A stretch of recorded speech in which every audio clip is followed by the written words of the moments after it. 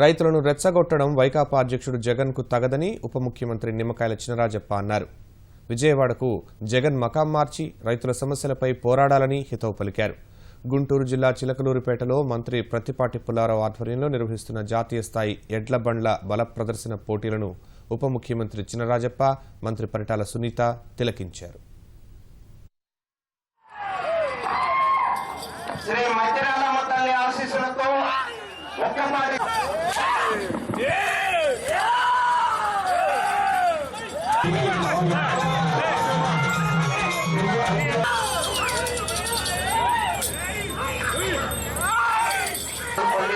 వెంకటేశ్వరరావు గారు వెంకటపాలెం వారితో పోటీలో ఉన్నాయి. లైన్ పూర్తిగా తెచ్చేవారు.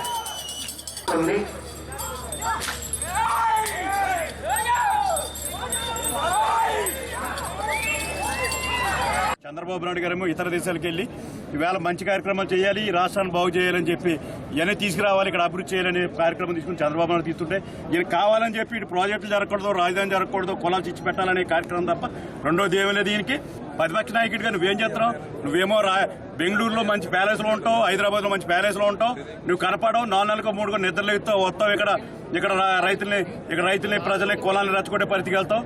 ఇలాంటి కార్యక్రమాలు మంచిది కాదు. నువ్వు ప్రతిపక్ష నాయకుడిగా నీకు దమ్ముంటే విజయవాడ మకం పెట్టు, రైతులు ప్రజల గురించి పోరాడు. అంతే తప్పించి 3 నెలలకో 4 నెలలకో లెగిసి ఇలా చంద్రబాబు నాయుడు విమర్శించా నీకు సరిపోదు. చంద్రబాబు నాయుడు గారు 24 గంటలు పనిచేస్తున్నాడు.